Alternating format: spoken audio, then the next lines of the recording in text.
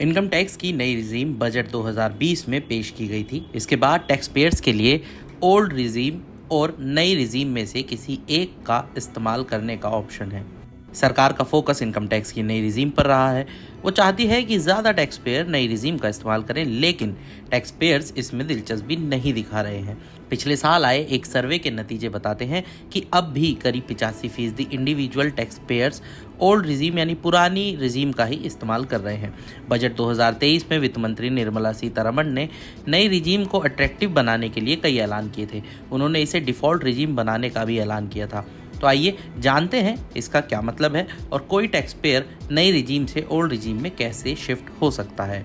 सबसे पहले जानते हैं डिफ़ॉल्ट रिजीम का क्या मतलब है। नई रिजीम को डिफ़ॉल्ट रिजीम बनाने का मतलब है कि अगर कोई टैक्स पेयर ओल्ड रिजीम का इस्तेमाल करना चाहता है तो उसे ये बताना होगा।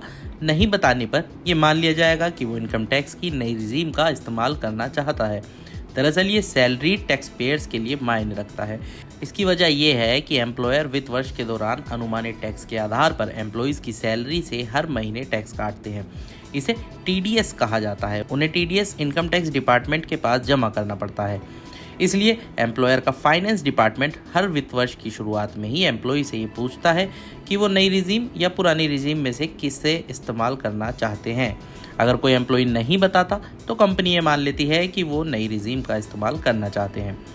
अब अगला सवाल है कि रिजीम में बदलाव करने की किसे इजाज़त है। अगर आप भी अपने एम्प्लॉयर को ओल्ड रिजीम में अपनी दिलचस्पी के बारे में बताना भूल गए हैं और उसने नई रिजीम के हिसाब से टीडीएस काटा है, तो आप इनकम टैक्स रिटर्न फाइल करते वक्त ओल्ड रिजीम का इस्तेमाल कर सकते हैं। ये ध्यान रखना ज़रूरी है कि ओल्ड रिजीम से नई रिजीम और नई रिजीम से ओल्ड रिजीम में शिफ्ट करने की इजाज़त सिर्फ सैलरीड इंडिविजुअल टैक्स पेयर्स को है। सैलरीड इंडिविजुअल टैक्स पेयर्स साल में एक बार अपनी रिजीम में बदलाव कर सकते हैं। ऐसे टैक्स पेयर्स जिनकी इनकम का सोर्स बिजनेस है, उन्हें इसकी इजाज़त नहीं है।